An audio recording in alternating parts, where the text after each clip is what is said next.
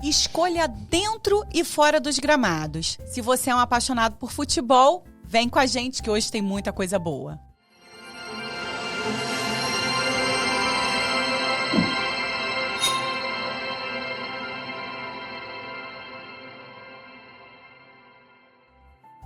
Pessoal, o episódio de hoje é patrocinado pelo Maria Prado Beauty. E se você quer contar com beleza e sofisticação, não perca tempo. Vai lá, acessa as nossas redes aqui e conheça esse espaço onde eu te garanto, o acolhimento e a beleza é garantido. Transformar ideias em criatividade, você precisa conhecer a Atos Print Visual. Acesse as nossas redes que você vai se surpreender com cada serviço ali executado. Pessoal, hoje o Escolhas tem o prazer de receber um craque que marcou gerações no Vasco da Gama e na seleção brasileira.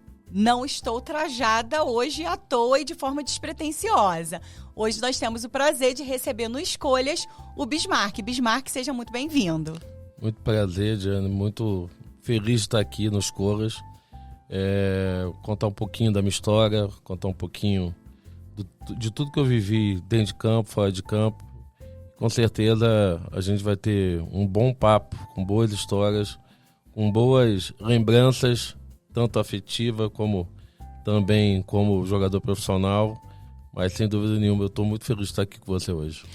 Bismarck, para mim é um prazer muito grande, espero que tenha feito boa viagem. Agradecer de antemão já o Alexandre, que fez, é um grande amigo, né, em comum, que fez essa parceria, que fez essa ponte pra gente. Um prazer muito grande, enquanto vascaína, enquanto brasileira, e fui descobrir nos bastidores, gente, que enquanto gonçalense também, né, nascida, criada na cidade de São Gonçalo, refugiada aqui por aproximadamente 4 anos e meio, apaixonada hoje por Teresópolis, então vim fugir para a terra da CBF, né? Verdade. E hoje recebendo o Bismarck, que tem uma história no Vasco, uma história na seleção brasileira, e eu queria conhecer um pouquinho do Bismarck, mas o Bismarck lá no comecinho. Vamos contar a história para essa galera que conhece pouco ainda da história do futebol, que conhece pouco da história do Vasco, às vezes não sabe porque ele é tão grande e por que esse sentimento não para, é porque a gente tem muita história, né? A gente tem muita coisa boa para contar. Bismarck, qual é a sua relação com o futebol na infância? Vamos lá, eu sou de São Gonçalo, como você, e foi uma surpresa muito grata saber que você também é gonçalense. Eu sou do Rocha, sou o terceiro filho de um subtenente da Polícia Militar chamado Seu Faria e da Dona Isaema. Minha irmã, que é a mais velha, se chama Aida. Meu irmão se chama James e eu, Bismarck. Meu pai foi metido para botar o nome dos filhos, porque ele gostava de história. Então, Aida por causa da ópera, James por causa do James Dean e eu por causa do maior navio que a Alemanha teve na Segunda Guerra Mundial. Meu pai era uma pessoa extremamente atípica, engraçada, com um bom humor todos os dias. Meu pai veio de São Sebastião do Alto e trabalhando, e depois foi para o Exército e depois conheceu minha mãe. E aí fui morar em São Gonçalo. Eu fui nascido e criado em São Gonçalo quando eu tinha mais ou menos 5 anos de idade. Meu pai, de forma inesperada, sem avisar minha mãe, e meu pai, quando eu falei atípico, vocês vão entender por quê. Porque ele simplesmente foi trabalhar. Meu pai trabalha no quartel-general da Polícia Militar, que fica na Cinelândia. A minha mãe estava fazendo comida para todos nós e minha mãe começou a ouvir um batuque lá na casa da frente, porque nós morávamos... meu pai tinha 2 casas. Uma que fechava uma travessa e a outra que ficava numa outra rua. Então a gente morava para essa rua, chamada Júlio Carvalho Paiva.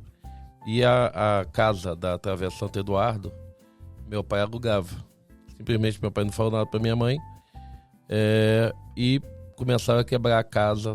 E minha mãe ouviu aquilo, saiu para fora e falou: por que vocês estão quebrando a casa? O pessoal falou: não, o seu Faria que mandou quebrar. Ele falou: não, para, que quando ele chegar do quartel, vou saber essa história. Não tinha celular na época. Não tinha celular, a gente não tinha telefone em casa.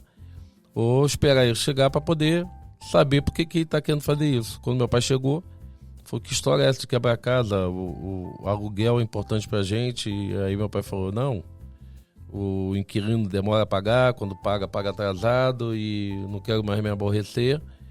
E ela falou, mas o que você vai fazer? Aí ele falou, vou fazer um campo de futebol. Mentira. Verdade, vou fazer um campo de futebol. Mesmo. Fora da casinha. No mínimo inusitado. Fora da casinha.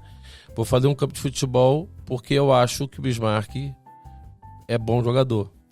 Olha isso. E aí, mesmo minha mãe não querendo, meu pai era muito teimoso, derrubou a casa, aterrou com os caminhões de areia e fez um campo, que foi nesse campo que eu comecei a jogar com 5 anos de idade. Um campo próprio. O campo próprio. E quando eu chego no profissional em 87, que aí todo mundo queria saber a minha história, eu conto essa história, que eu comecei no campo de Sofaria e dos 6 anos, dos 5, 6 anos até os 8, eu joguei nesse campinho. Devia ser a sensação da rua também, porque aí a galera, as crianças vinham jogar no campo. Como que era isso? E meu pai fez um time chamado Estrela Radiante, que eu lembro que era uma camisa vermelha com uma estrela no meio. Então ele marcava jogos perto do bairro ali, do Rocha, Galo Branco, Lindo Parque. Ele marcava contra os times e eram 4 na linha, 1 no gol. E a gente jogava ali e parecia... E meu pai tinha uma coisa engraçada. Ele não apostava em dinheiro com o dono do outro time. Ele apostava 2 refrigerantes. Um levava, o nosso time levava um e o outro time levava o outro. Quem ganhava os 2 refrigerantes. E aí ele tinha mania de falar que o time que perdia era bico seco. Não podia dar nenhum gole pra ninguém. Era punição, perdeu, não era vai um troféu, direito. Na verdade era um troféu. E a gente dava a volta olímpica com aqueles 2 refrigerantes na mão, achando que eram 2 troféus. E com 8 anos, eu fui pro futebol de salão do Vasco. Eu continuo chamando futebol de salão e hoje já é futsal. E dos 8, eu fiquei até os 13. Dos 13, eu fui pro futebol de campo. Aí fiquei 13 a 15 no infantil, 16 juvenil, 1 ano mais ou menos no sub-20 e subi profissional. Na verdade, eu tinha subido em 86, só que eu quebrei a perna e aí fiquei 6 meses sem poder jogar. Quando eu voltei pro sub-20 e em 87 o Lazzaroni me levou pro time profissional. Aí fui campeão em 87 no banco, 88 jogando e aí... Fiquei até 93, fui campeão carioca 87, 88, 89 brasileiro. Fui eleito melhor jogador do mundo com 19 anos, sub-20. Nossa, que honra. Fui para a Copa América em 89, fui para a Copa do Mundo em 90, 92 campeão carioca, 93 campeão carioca. Quando eu fui, tive o convite para ir para o Japão e acabei me transferindo em 93. Joguei no Japão até 2002, voltei, fiquei 6 meses no Fluminense, 6 meses no Goiás, voltei em 2003 pro Japão. Joguei o último time foi Vissel Kobe, o primeiro foi o Verde Kawasaki, depois o Kashima Antlers. Então eu fiquei 4 anos no Verde Kawasaki, 5 anos no Kashima, que era do Zico, e 1 ano no Vissel Kobe. E terminei minha carreira com 33 para 34 anos, antes que parassem comigo. Você consegue dizer, Bismarck, diante dessa trajetória, que é uma trajetória bonita, que com certeza dá orgulho, desde a concepção dela, né, dessa história do seu pai, que de fato é uma história que emociona. É uma história que fala assim, nossa, meu pai acreditou em mim ali quando ninguém sequer imaginava. Quando você para pensar nessa história, você consegue fazer dentro de uma linha do tempo, quando que o futebol, ele não virou mais uma opção, ele era o único caminho a seguir? Diana, eu vou te falar sinceramente que, assim, eu gostava muito de jogar, mas sempre também gostei de estudar. Então... calma aí, eu vou pedir pra você repetir isso pra garotada, que com certeza tá assistindo o Bismarck, o meu filho que tá ali nos bastidores, né, o Noah também, que vai estar ouvindo esse episódio.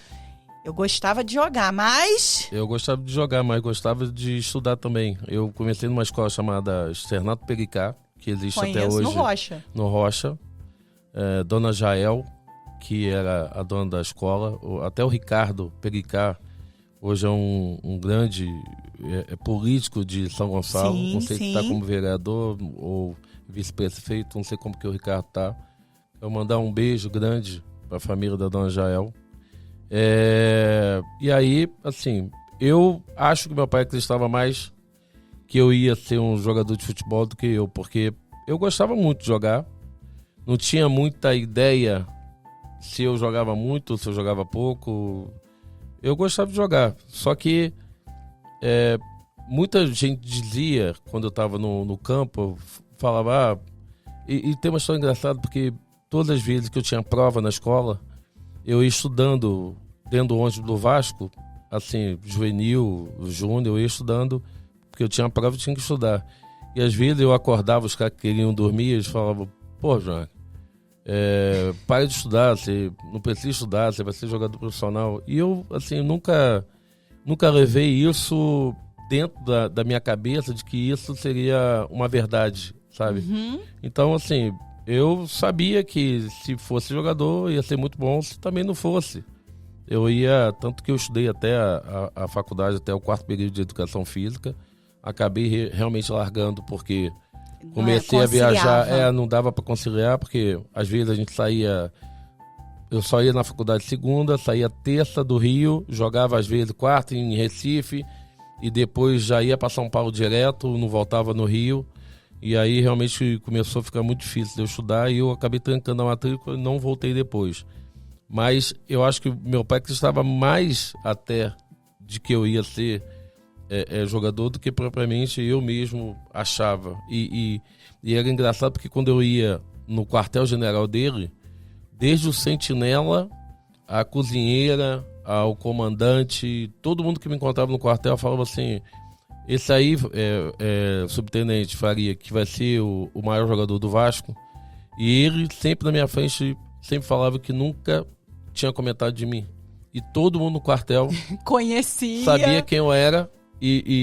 Quando eu ia almoçar, a cozinheira vinha falar comigo, teu pai é chato pra caramba. Pô, o comandante falava a mesma coisa, o cabo que trabalhava com ele falava a mesma coisa. E ele, assim, nunca me elogiou, nunca... Eu sou de uma geração que o pai não elogiava muito.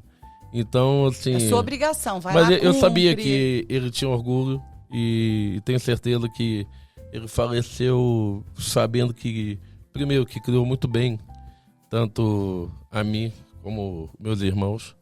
Então, acho que a minha história vem muito da história do meu pai. É isso. E é engraçado que hoje a gente vive gerações tão desconectadas, famílias tão conectadas no celular, mas tão desconectadas entre si, né, dentro de casa. E assim, como é determinante um pai e uma mãe que de fato acredita no seu filho, que se empenha para realizar ações que às vezes nem os filhos sabem, né, que eles existem, e quão grande nós podemos ser quando essa geração está conectada, né? Quando os pais e os filhos estão conectados numa relação de respeito, numa relação de parceria, e de você ter acreditado no seu pai também, né? Quando seu pai traçou aquilo e você foi seguindo os caminhos. Eu acho que se eu vim aqui hoje para fazer um podcast, eu acho que teria que ter mais 5 podcasts para falar do meu pai, porque eu acho que não só como exemplo, mas também eu acho como pai de família, como amigo, como até orientador para todas aquelas crianças do bairro. Meu pai sempre foi um cara muito, muito correto, sempre foi muito generoso. Às vezes ele batia a gente na minha casa, o menino falando que a mãe não estava passando bem, que precisava de um remédio, ele comprava. Depois que eu fui morar em Niterói com minha mãe, porque meu pai não quis sair de São Gonçalo, e aí a gente acabou indo porque a minha irmã estava separando, e aí a gente achou melhor sair de São Gonçalo. Se você fosse na minha casa, você achava que eu e meus irmãos tínhamos abandonado meu pai, porque ele tinha uma geladeira, um fogão e um sofá não tinha mais, tinha uma cama. Porque todo mundo chegava lá e falava, minha mãe tá precisando de um sofá, ele dava. minha mãe tá precisando de uma cama de solteiro, aí ele deu a minha cama. Distribuía para a comunidade. Distribuía tudo.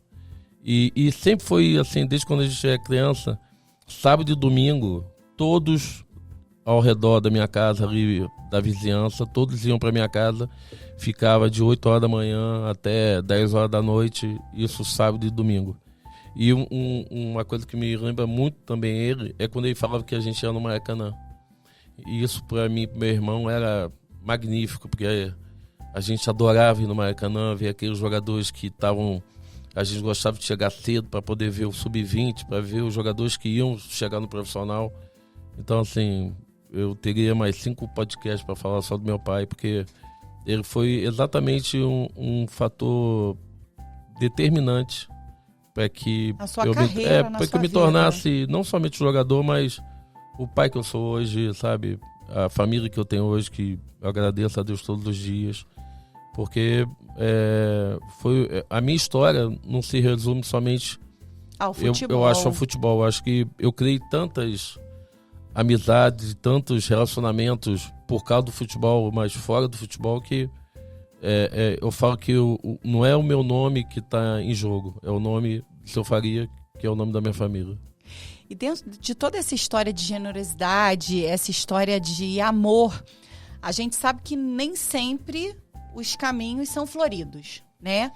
Teve algum momento determinante dentro da sua história, junto ao futebol, que você pensou em desistir? Teve quando eu tive um litígio com o Eurico Miranda, que pouca gente sabe, mas muita gente também sabe. Em 90, quando eu volto da Copa e termina meu contrato, aí há uma discussão normal de eu querer ganhar um pouco mais, e praticamente eu ganhava há 4 anos a mesma coisa, exatamente sendo campeão de tudo, sendo o melhor jogador do mundo, e praticamente ele quis me pagar a mesma coisa, e eu não aceitei, achei que poderia ganhar um pouco mais, e o Vasco tinha uma situação um pouco ruim, porque eles davam muito mais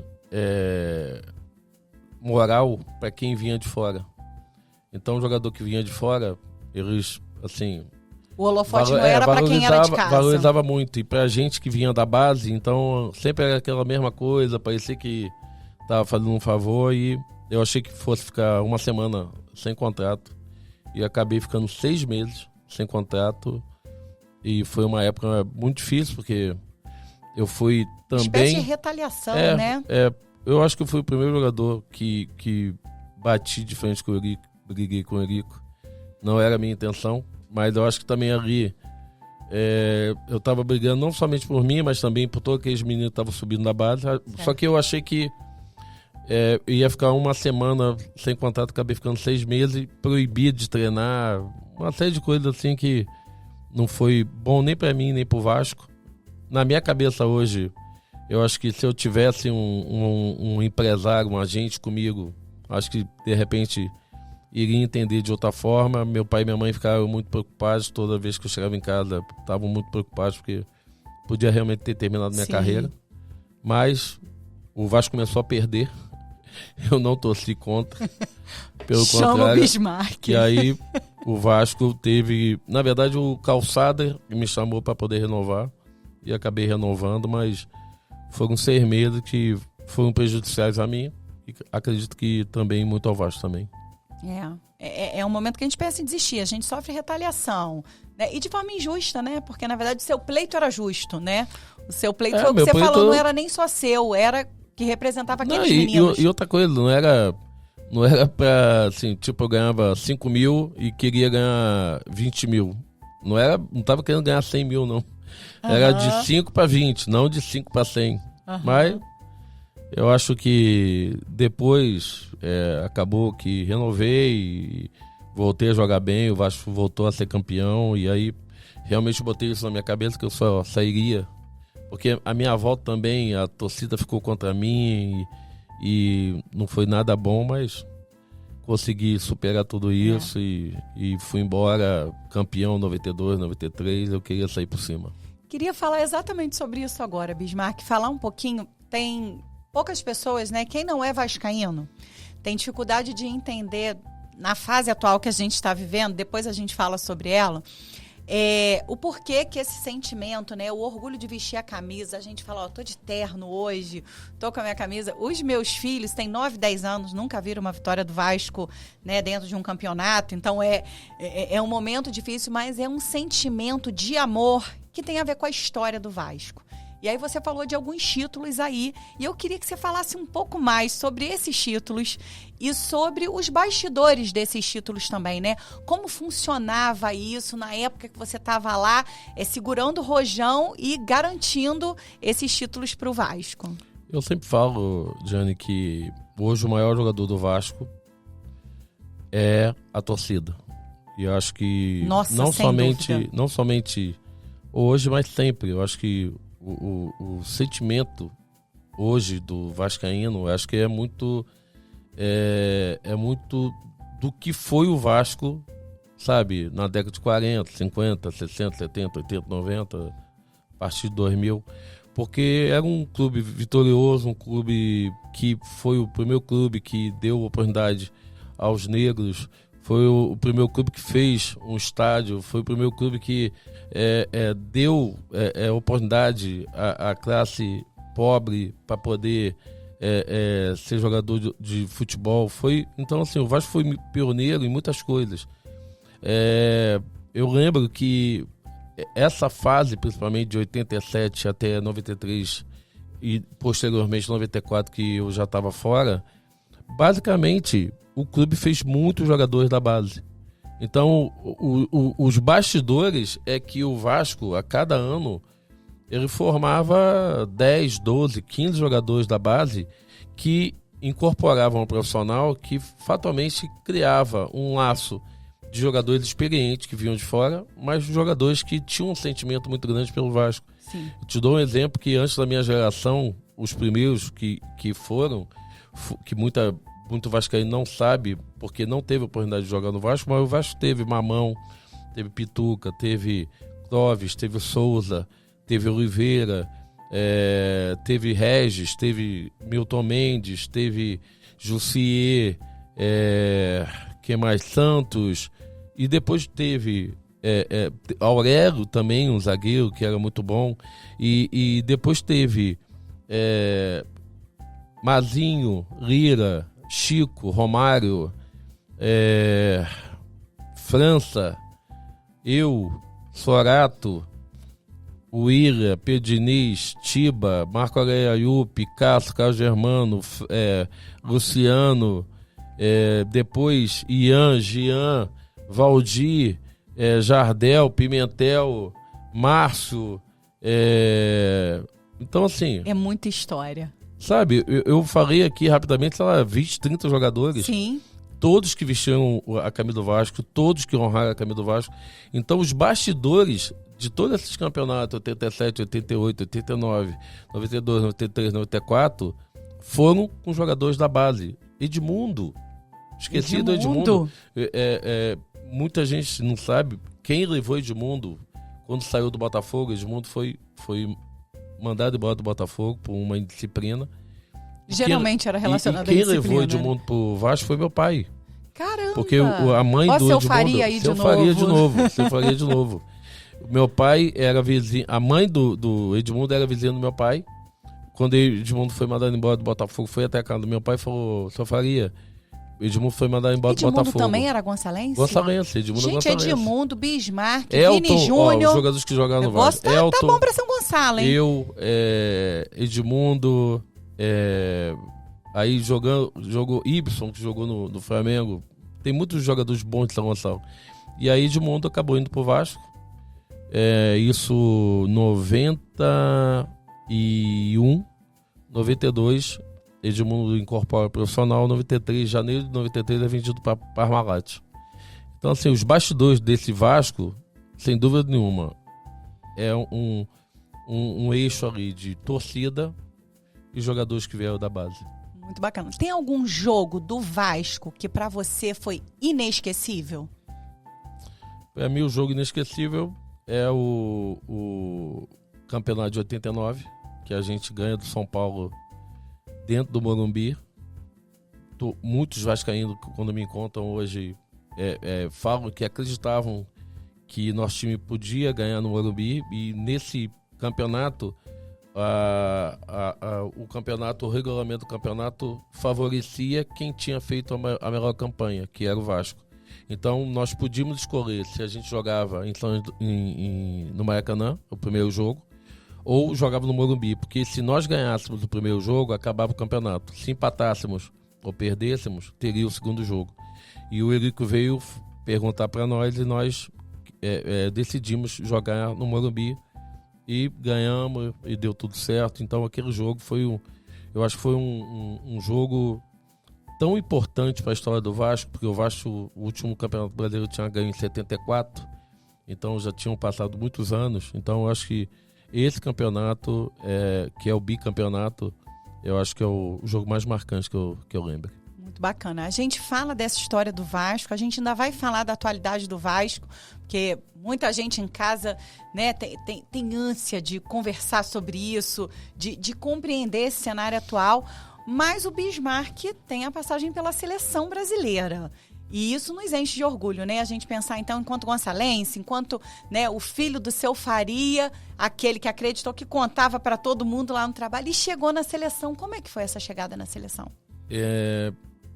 Antes de chegar na seleção principal, eu tive passagem pela seleção de base em 1985, infantil, que a gente foi disputar um sul-americano classificatório para o Mundial, que ia ser na China. Esse sul-americano foi na Argentina, em Buenos Aires. Nós fomos vice-campeões de um jogo extremamente que o juiz favoreceu a Argentina. A gente acabou perdendo 3-2 e a gente classificou para o Mundial. Aí foi o meu primeiro Mundial.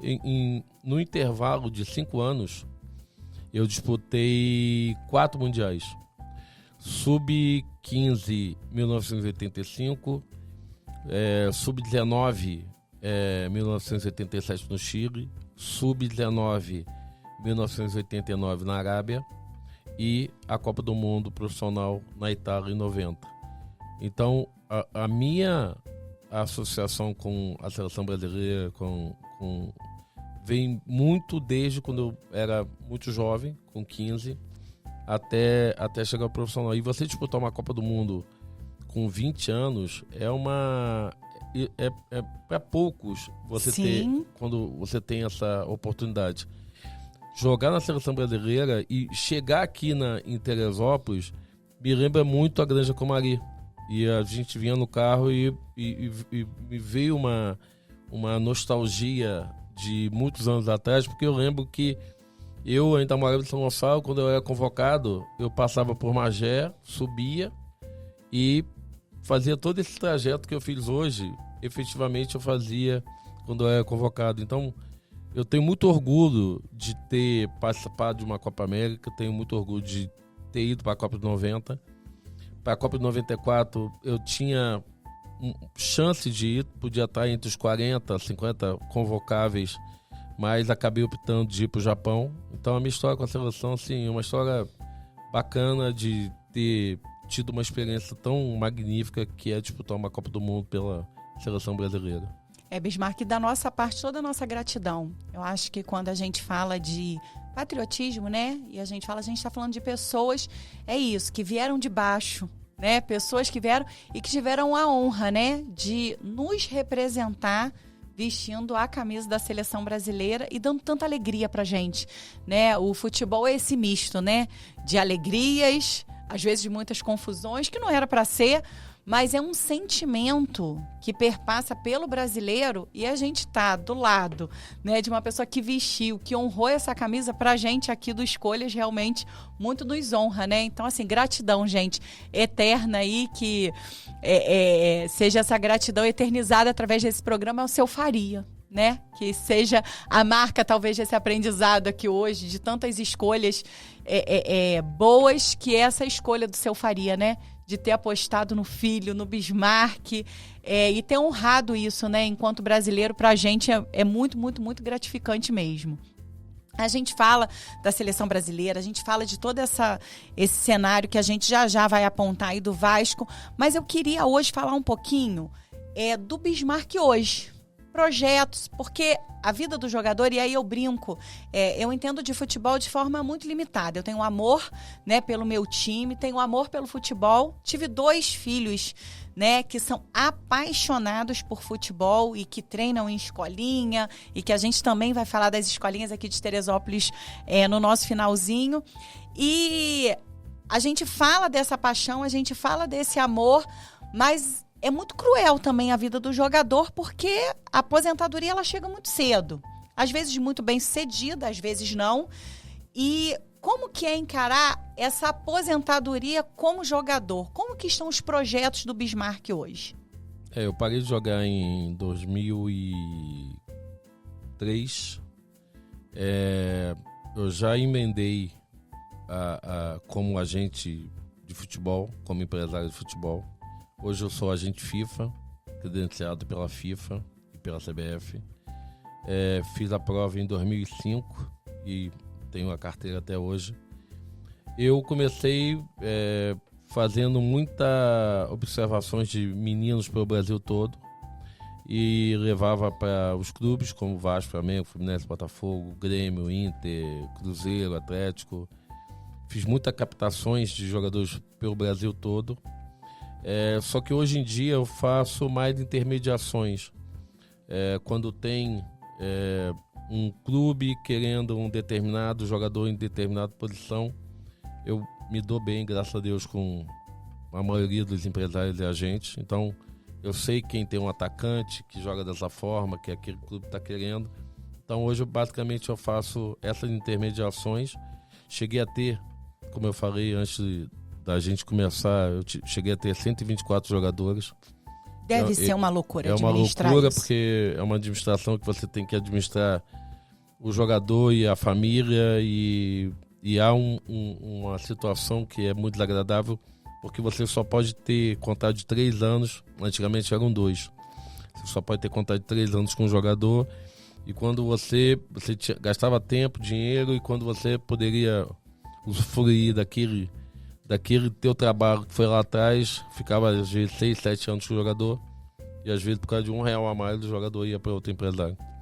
Então hoje eu faço basicamente essas intermediações e faço prospecções de negócio diversos na área de construção civil, na área de também intermediar de venda de uma empresa para outra. Então basicamente hoje continuo no futebol, um pouco menos, mas fazendo muitas prospecções de negócios.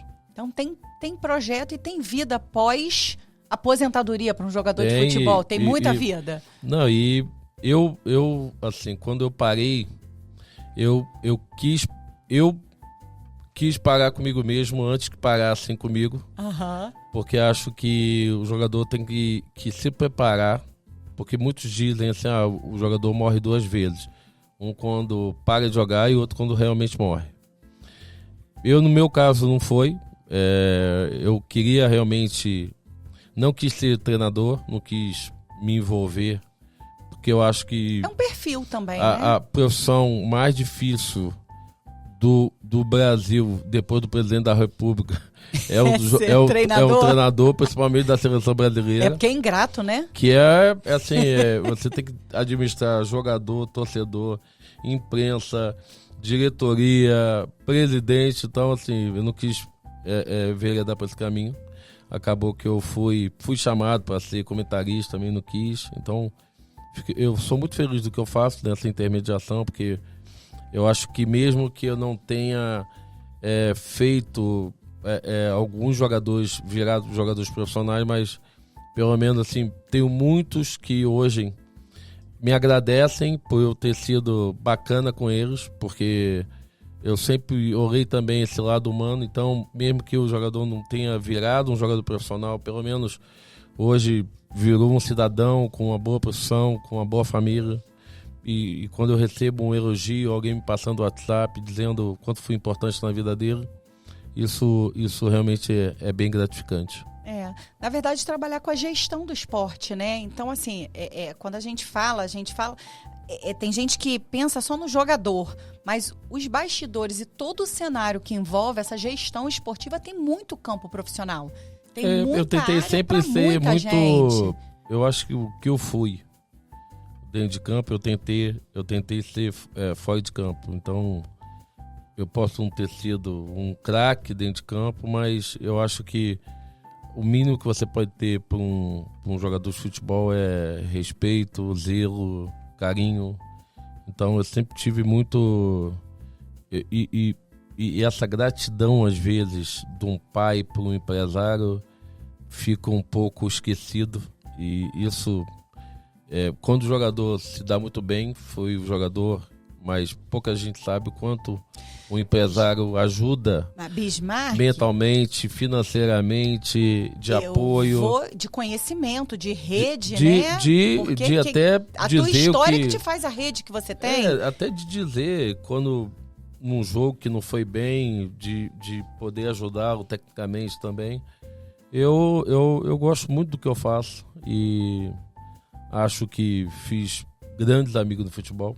Então, o que importa é você ter a cabeça tranquila de que você...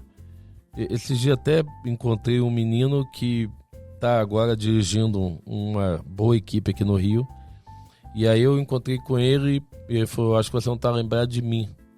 Aí eu falei, cara, me fala de onde a gente se conhece. Ele falou, eu morei na tua casa 6 meses. Olha isso. Eu falei, com minha mãe, eu falei, eu lembro. Eu te peguei lá no Indaiatuba, lá no Primavera, do lado de Campinas, te trouxe pra cá, depois te levei pro Grêmio. Você ficou 3 anos, acabou que a gente não trabalhou mais junto, aí falou, mas eu sou muito grato a você. E isso que pra mim é muito legal, com porque certeza. Hoje é um menino bem sucedido, foi pra Alemanha, jogou na 2ª divisão, depois jogou na 1ª divisão, fez uma carreira boa na Alemanha e assim, ele me reencontrar foi bacana de ver que a gente conseguiu direcionar alguém, sim, mesmo que sim. não tenha trabalhado comigo depois, mas a gente fez se deu bem na parte vida. para Fez aquele parte degrau, pra aquele né? crescimento Para dele, que ele sem dúvida. chegasse ali. Sem dúvida. E assim, o Escolhas é um espaço que a gente propicia exatamente esses encontros. Gente do bem, gente de caráter, gente que passa por aqui e que tem um espírito, um caráter mediador, um caráter que está sempre ajudando o próximo. E não é diferente, você aí de casa sabe, acompanha a gente, não é diferente com as nossas empresas parceiras. Quem chega aqui, chega para somar. Quem chega aqui, chega porque tem bons serviços, mas além de bons serviços, tem bom atendimento, tem uma equipe qualificada. Então você aí de casa não deixa de conhecer o Maria Prado Beauty e entender que beleza vai muito além de um espaço estético, né? Ela passa pelo carinho, pelo acolhimento daqueles profissionais, né, que te ajudam a crescer e a fazer conquistas. Assim como a Atos Print Visual, que também ajuda você a concretizar sonhos, a colocar no papel, a fazer impressões de qualidade e colocar aí para você de casa serviços que realmente têm muita, mas muita qualidade. A gente está falando aí de gestão, a gente está falando de todo esse lado humano que a gente carrega na nossa profissão, que sem dúvida são histórias familiares que nos fazem aí trilhar caminhos diferentes profissionais. Mas a gente tem que falar, Bismarck, eu tenho que aproveitar a sua vinda aqui para falar do cenário atual do Vasco. E aí aqui a gente está sem reserva, tá? A gente aqui está falando como torcedor, a gente está falando como ex-jogador, gente que fez história, que carregou título e que tem uma sede de novos títulos para essa garotada que o sentimento não parou. Falar da gestão atual do Vasco, e aí eu não estou falando de dirigente específico, eu estou falando do atual cenário. Ainda tem vida para o Vasco? Eu acho que ainda tem, porque eu continuo acreditando no fator principal do Vasco existir até hoje, que é a sua torcida, que é o maior patrimônio que o clube pode ter, é a torcida, e acho que esse amor se renovou muito maior em função do Vasco ter descido 4, 5 vezes para a 2ª divisão.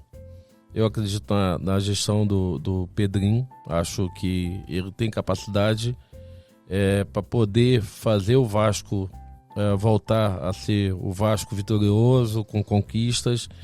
Eu acho que essa gestão atual não é culpada do Vasco estar dessa forma. Eu acho que o Vasco está dessa forma por 20 anos atrás, 25 anos atrás, para estar nesse momento do jeito que o Vasco está, é de lá de trás, não é de agora. Por toda a gestão que foi do passado, por todo o não ter se profissionalizado da forma. Eu vou dar um exemplo até muito básico. Quando eu fui vendido em 1993 para o Japão, eu cheguei no Japão e o clube que eu fui, o Verde Kawasaki, tinha 5 campos de treinamento, 4 de grama e 1 de grama artificial. Tinha uma sala de musculação de última geração, tinha uma estrutura que o Vasco, infelizmente, só foi ter há 4, 5 anos atrás com o Alexandre Campelo. Então, o Vasco hoje tem um bom centro de treinamento, mas poderia ter até um centro de treinamento muito maior.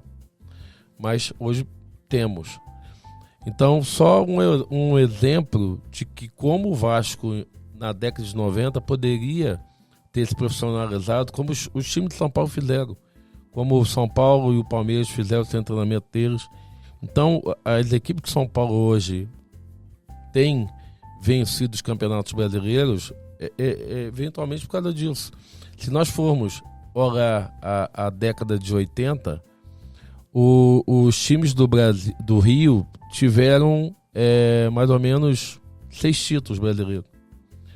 Já na década de 90, quando as equipes de São Paulo se aprimoram profissionalmente, crescem profissionalmente, aí já muda. Aí o Rio só tem 3. E de São Paulo aumenta esse número. Faltou investimento ao longo dos anos. Então, eu acho que dinheiro, todos eles tiveram. Tanto os times de São Paulo como os times do Rio. Só que os times de São Paulo saíram na frente nesse aperfeiçoamento profissional. Coisa que os times do Rio, só depois que se deram conta. E aí a gente vê o Flamengo com uma gestão e com valores muito altos todos os anos. Mas isso foi um dever de casa que foi feito ali com o Valim, ali com o Landim, ali com o Bandeira, com esse próprio presidente da Guarubap, que se uniram e falaram: precisamos pensar, não agora, precisamos pensar daqui a 5 anos. Então, eu acho que se o Vasco fizer a mesma coisa que o Flamengo fez e tem condições para fazer, eu acho que o Vasco daqui a 3, 4, 5, 6 anos volta a ser o Vasco forte que sempre foi. É isso aí, porque tá difícil, né? Tá difícil quando a gente pega os 4 grandes times do Rio de Janeiro. Para você ver o Vasco em São Januário, tem que ter pelo menos aí umas 2 garrafas de vinho na cabeça. É um Rivotril, a gente tem que estar medicado. Para começar a ver o Vasco melhor. É isso aí. A gente tem o brinco que meus filhos e a gente nos bastidores estava falando sobre isso. A comemoração de título dos meus filhos foi subir, né? Da segunda para a primeira divisão. Então, assim, realmente a gente tem um sentimento... Meu filho com 15 anos nunca viu o Vasco ser campeão. É isso. Então, assim, é doído porque... Eu sempre falo para ele que nós éramos felizes e não sabíamos. É verdade. A gente começa a dar valor àqueles campeonatos que, infelizmente, a gente tem entrado só para competir. E o vascaíno tem esse sentimento, principalmente quem passou dos 30, 40 anos, sabe o quanto esse clube já Quanto ele é grande. Quanto ele é grande, quanto ele entrava nos campeonatos para ganhar. E, sem dúvida, acho que o que a gente mais espera é que o Vasco possa voltar a ser um Vasco forte. É isso aí, Vasco, você quase infarta a gente, mas a gente continua acreditando em você. O sentimento não para, mas ajuda a gente, né? Ajuda os nossos filhos, ajuda essa nova geração a ter a alegria que nós tivemos no passado. A gente está falando aí exatamente dessa nova geração e caminhando para o finzinho. Eu queria que você deixasse um conselho. A gente nos bastidores conversou um pouquinho sobre qual é a faixa real salarial desses jogadores, porque todo mundo se espelha lá no Vini, no Neymar, mas na verdade qual é a realidade de hoje em dia e que conselho você pode deixar para essa geração desses meninos que você pergunta desde os seus 5 anos, pelo menos com os meus, vou falar dos 5 aos 10 anos, eu ainda não saí dessa fase. O que você vai ser quando crescer? Eu vou ser jogador. Que conselho você deixa para esses meninos? O conselho que eu posso dar é continuar sonhando, continuar se divertindo com a bola, se aperfeiçoando, brincando muito, se divertindo muito, batendo muita pelada, jogando muito com os amigos, mas não se esquecendo de que paralelamente você tem que estudar, você tem que pensar que você tem que ter uma profissão quando estiver adulto, porque os jogadores hoje que você vê como Vini, como Neymar, como Cristiano Ronaldo, como Messi, são jogadores realmente que ganham muito dinheiro, mas hoje, estatisticamente no Brasil, 97% dos jogadores ganham um salário mínimo. Então, acho que toda criança tem que sonhar, toda criança realmente, em qualquer idade, até 15, 16, 17 anos, diz que quer ser um jogador de futebol. Mas para ser um jogador de futebol tem que ter várias nuances para você poder... Muitas habilidades para além e tem da que bola ter, no pé, né? sabe, tem que estar no lugar certo, no momento certo, mentalmente ser muito forte. Hoje, fisicamente, o jogo mudou muito. Antigamente, na minha época, é um time... os jogadores eram mais técnicos. Hoje,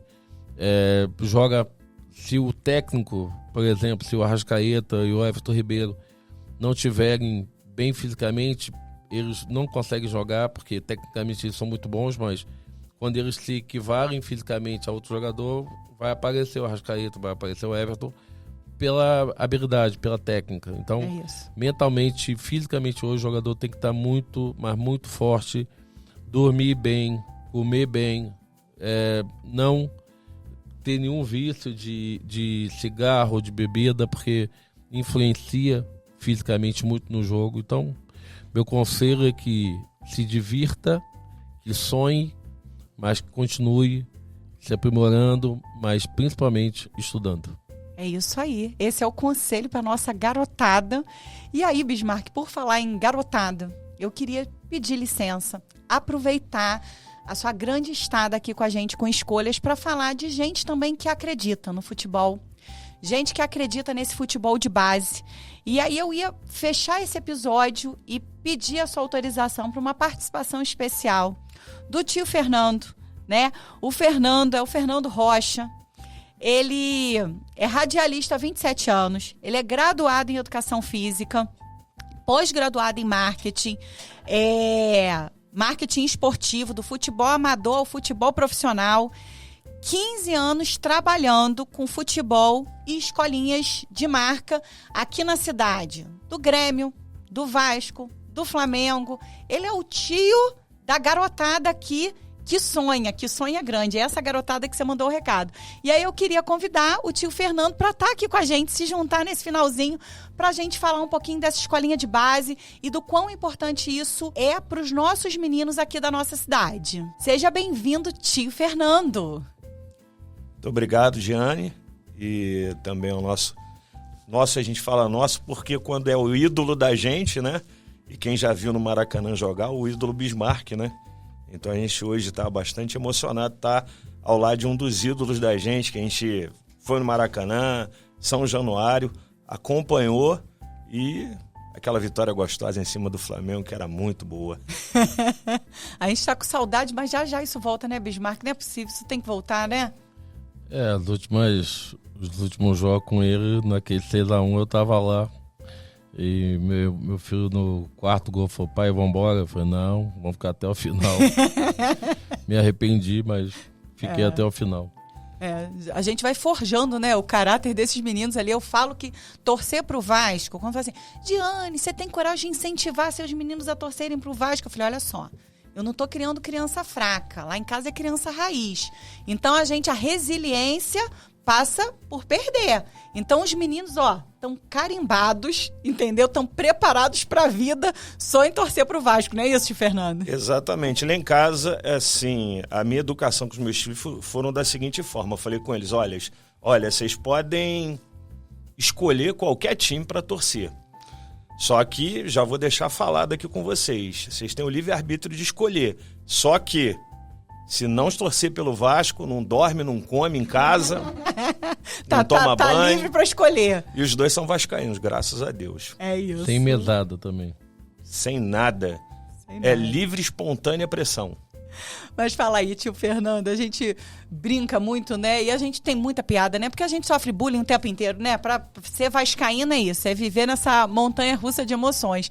Mas o tio Fernando, não é o tio Fernando só o tio Fernando vascaíno. O tio Fernando veste todas as camisas, porque o tio Fernando acredita nas escolas de base. Claro. E na nossa cidade, as suas escolas são referência aqui na cidade. Queria que você falasse um pouquinho dessa sua experiência. Sim, hoje a gente tem aquele coração vascaíno que fica guardadinho aqui, né, tranquilo. E hoje a gente trabalha com as escolas do Vasco, do Flamengo e também do Grêmio, né? São quase 300 alunos, né, fazendo futebol aí o mês inteiro e a gente acaba lidando com diversas famílias, né? E fala assim, costumo falar que são diversas emoções, né? Porque o Bismarck teve aí de 124 a 126 atletas que tomava conta, família, e a gente não é diferente. Nós funcionamos como profissional de educação física, como amigo, como tio, né? E a gente acaba se envolvendo com as famílias também, né? Tomando conta das crianças, sabendo o que está acontecendo e sempre com aquele carinho de poder ajudar de qualquer forma, né? E de qualquer jeito. Então, as escolas a gente trabalha desse jeito. Tudo com amor, com carinho e o resultado vem. Isso que é importante. Tio Fernando, que faz o papel do seu Faria. É isso mesmo. Tem que gostar da criançada. Exatamente. Se você não tiver o amor, sair de casa com amor para trabalhar e sabendo que é criança, que a gente vai ter a criança que tem problema em casa, outras que, né, tem problema com separação dos pais, essa coisa toda, aí a gente tem que sair sabendo desses problemas que a gente vai enfrentar, mas tem que ir com amor, ter com carinho e olhar lá na frente essas crianças formadas, né? Isso é importante. Tio Fernando, as suas escolinhas... Eu sou suspeita, não estou fazendo pergunta aqui, mas estou fazendo cena para você aí de casa, porque os meus filhos fazem parte das escolinhas aí do tio Fernando. Isso. Então, eles treinam na escolinha do Vasco, que é recém-chegada na cidade. Queria Exatamente. que você falasse um pouco sobre isso. Uhum. E eu lembro que o meu pedido foi que a carteirinha deles fosse a 001 e a 002. Exatamente. Porque eles aguardaram essa escolinha chegar com tanta ansiedade. E eu falei, pelo amor de Deus, as primeiras matrículas você garante pro Noah e pro Bento, né? Que eles querem fazer a escolinha do Vasco. As escolinhas são inclusivas também, não são, tio Fernando? Sim, são inclusivas. A gente tem lá na escolinha do Vasco um aluno, né? Que ele tem problema de autismo, mas é um menino muito bonzinho, muito bacana. As crianças adoram ele, né? Dão a bola para ele, vai... toca, chuta, né? Fazem dessa forma. E no Grêmio eu tenho agora há pouco tempo, recente, eu tenho uma família da Venezuela, né? O pai chegou da Venezuela, trouxe a família, né? São 3 crianças, um tem problema, né, de saúde, tá na cadeira de rodas, e a gente tem a filha dele com 13 anos, a Gabi, que veio da Venezuela. A gente está tentando arranhar um idioma que tanto a gente entenda e ela entenda a gente, né? Mas o futebol é universal. A gente mostra para ela e dentro de campo ela faz. Está jogando um campeonato com a gente agora, sábado passado jogou, quase fez um gol de letra. Foi emocionante de ver o desenvolvimento dela, né? Com pouco tempo. E no Flamengo eu tenho também mais um aluno que tem problema de autismo também e está treinando a turma de 2 horas da tarde com as crianças de 10, 11, 12, 13 anos. E é um maior barato. A gente vibra com cada gol, batida de falta, lateral. E a gente tem que incentivar o aluno sempre. É com muito amor, com muito carinho, as coisas fluem e acabam funcionando. Bismarck, essa gestão esportiva nas escolinhas de base, elas movimentam, principalmente uma cidade pequena, né? Teresópolis não é tão pequena, mas ainda assim, né, comparada a outras grandes cidades, e elas, de fato, elas movimentam campeonatos aqui na cidade, que a gente tem que segurar o papai e a mamãe, porque, assim, parece título do Mundial. Tem muita importância essas escolinhas de base. Sem dúvida que tem, porque basicamente a base que você vai ter para quando você for virando adolescente, jovem e adulto. Eu acho que dá muita... eu falo que cria uma casca, cria um sentimento de que futebol nessa idade é disciplina, é saúde e principalmente diversão. Então eu acho que se a criança tem eu acho que o esporte, principalmente o futebol, ele disciplina muito o garoto. Então ele cresce sabendo o que é certo e o que é errado, sabendo o que pode e o que não pode. É isso. Então, por mais que seja uma metodologia simples e até muita gente pode achar que não, dentro do esporte você pode criar ali um grande cidadão. Então, eu acho que o trabalho que o tio Fernando faz é um trabalho não somente de educador, mas também de psicólogo, de pai, eu acho que ele tem várias funções nesse tipo de trabalho que ele tem. Acho que, quando eu brinquei que parece eu faria, porque é exatamente isso. Meu pai tinha um grande amor pelas crianças e acho que o Fernando tem a mesma coisa. Por muitas vezes eu cheguei na casa do meu pai, na minha cama, eu já jogando profissional, e tinha um menino dormindo, e ele estava dormindo no sofá, e eu tinha que dormir com minha mãe, porque ele ia em Silva Jardim, ele ia em Itaperuna, ele ia em qualquer lugar do Rio de Janeiro. Quando ele via um menino bom jogador, ele falava que era meu pai, se apresentava, que era subtenente reformado, e fatalmente a pessoa acabava acreditando, porque ele mostrava que era meu pai. E esse trabalho que meu pai fazia é o mesmo que o Fernando faz, é um trabalho principalmente de amor.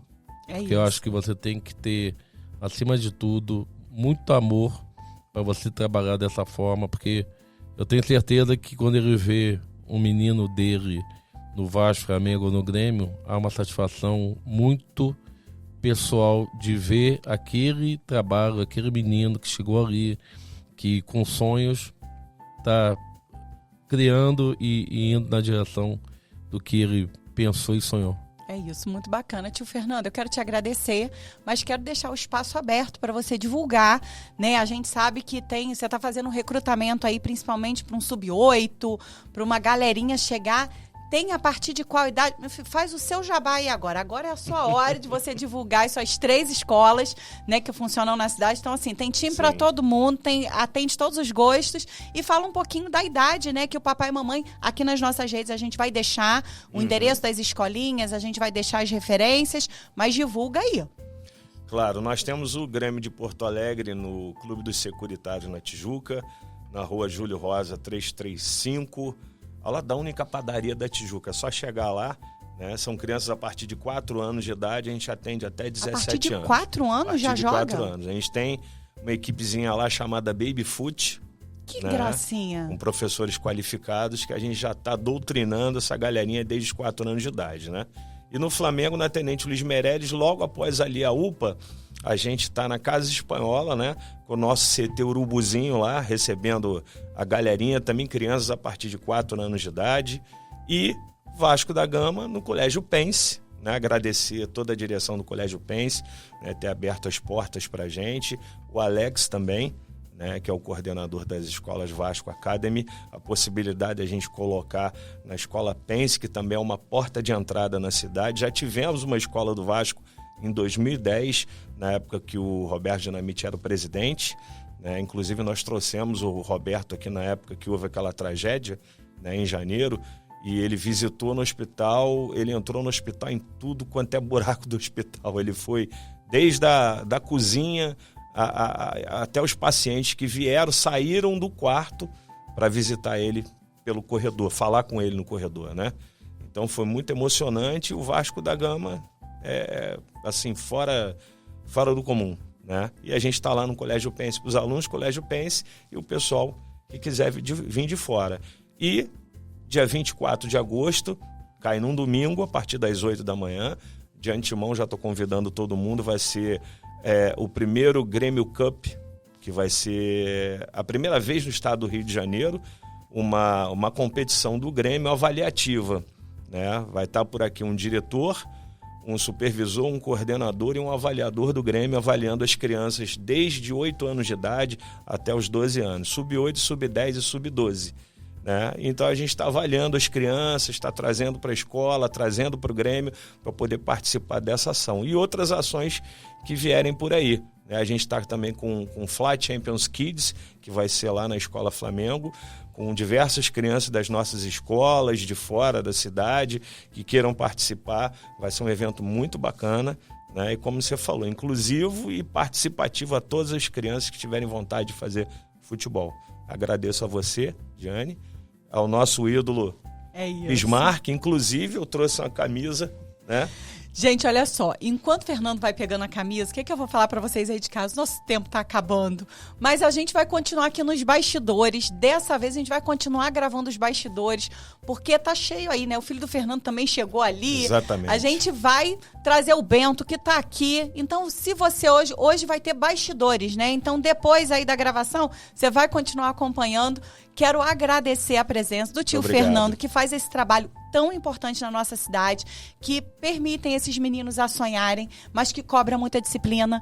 Então, é isso, né? Esse equilíbrio, né? Que tem tirado essas crianças da tela, né? E proporcionado saúde mental através de um esporte com qualidade. Então, obrigado, tio Fernando, pelo trabalho que você faz na cidade. Bismarck, que honra verdadeiramente, sem nenhuma demagogia. Assim, a gente saber que o Escolhas está crescendo, está ampliando, e tem gente de qualidade, que está saindo da sua casa, vem de longe, faz uma viagem para estar aqui com a gente. Obrigado por nos permitir que o Escolhas tenha essa oportunidade de estar com um grande craque, né, aqui com a gente. Obrigado pela sua presença. Obrigado a você, Jean, pelo convite, ao Fernando também por estar aqui hoje. Agradeço a todos, espero que tenham gostado, porque foi realmente uma viagem na história da minha vida, de lembrar da minha família, lembrar do meu pai, lembrar eu jogando futebol. Eu agradeço pelo convite. Gente, muito obrigado. Você aí de casa, a gente está indo embora, mas continua com a gente, continue fazendo a sua boa escolha, que é estar no Escolhas, que é nos acompanhar. Tem muito mais novidade por aí. Obrigada, gente. A gente agora vai continuar nos bastidores, porque a gente tem um craque aqui hoje. A gente tem o Bento. Bento, vem, pode vir já. A gente já tem o Bento, que está devidamente trajado, que veio aqui para poder pegar autógrafo. A gente tem a camisa do Noah, que não pôde estar presente, mas que trouxe aqui a camisa para autografar. Tio Fernando, agora é hora da gente ir, tá, gente? Um beijo para você aí de casa. Fiquem com Deus.